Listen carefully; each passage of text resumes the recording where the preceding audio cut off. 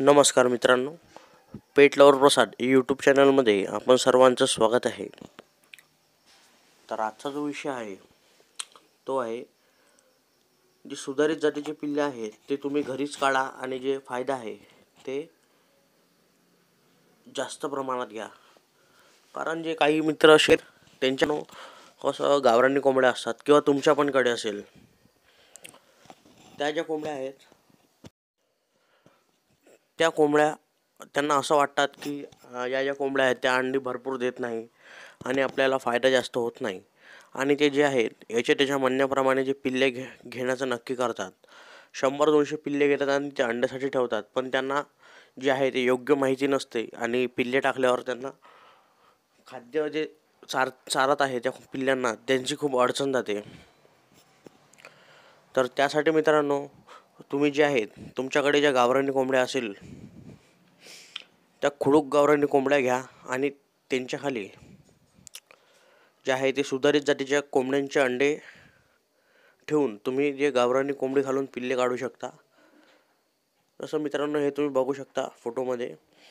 यामध्ये मित्रांनो जे वनराज, गिरिराज या जातीचे पिल्ले आहेत. मित्रांनो हे मोठ्यापणी हे अंडे देण्याची क्षमता आहे यांची जास्त असते. आणि जे या कोंबड्या आहेत म्हणजे ज्या पिल्ले आता मोठे होईल त्या कोंबड्या मित्रांनो जो कधीच खुडूक होणार नाही आणि जे ते रोजच अंडी देणार. जर मित्रांनो तुम्हाला अंडीसाठी जर कोंबड्या वाढवायच्या असेल तर गावरानी कोंबडी घालून जे अंडे ठेवून तुम्ही पिल्ले काढू शकता मित्रांनो. कारण की बरेचसे फार्मर्स जे आहेत ते खाद्यावरचा खर्च एवढा करू शकत नाही.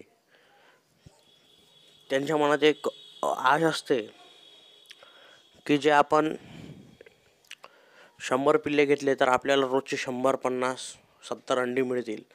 पण मित्रांनो खाद्य पण तेवढंच लागते. जर आपण गावरानी कोंबडी खाली जर पिल्ले काढले तर खाद्यावरचा खर्च मित्रांनो तेवढा होत नाही. कारण की जे गावरानीरित्या आपण लहानपणीपासून त्यांना ठेवतो आणि त्यानंतर जे मोठ्यापणी जे खाद्य लागते ते आपण गहूच टाकतो आणि जे कोंबडी आहे ते पिल्लांना पूर्ण नैसर्गिक खाद्य जे आहे ते खाणं शिकवते आणि त्यांची वाढ पण लवकर होते. आता त्या फोटोमध्ये तुम्ही बघू शकता की जे खडकनाथचे पिल्ले आहेत. हे मित्रांनो जे गावरानी कोंबडी खालीच खडकनाथचे अंडे ठेवून हे पिल्ले काढलेले आहेत. मित्रांनो अशा प्रकारे मित्रांनो तुम्ही जे आहे ते तुमची मनात जी आस आहे म्हणजे आपल्याला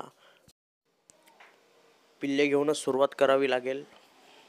परंतु मित्रांनो जे नंतर खाद्यावरचा खर्च आहे तो खूप जास्त होणार आहे. जर तुमच्याकडे जर खोक्यामध्ये तुम्ही कोंबड्या पाळत असाल, तुमच्याकडे जर शेड वगैरे नसेल तर तुम्ही जे आहे जे मोठे मोठे फार्म्स असतात कोंबड्यांची, खडकनाथ, गावरानी, वनराज, इतर सुधारित जाती ज्या असतात त्या कोंबड्यांचे अंडे आणून तुम्ही आपल्या गावरानी कोंबडीखाली बसवा आणि त्यानंतर जे आहे ते पिल्ले काढा.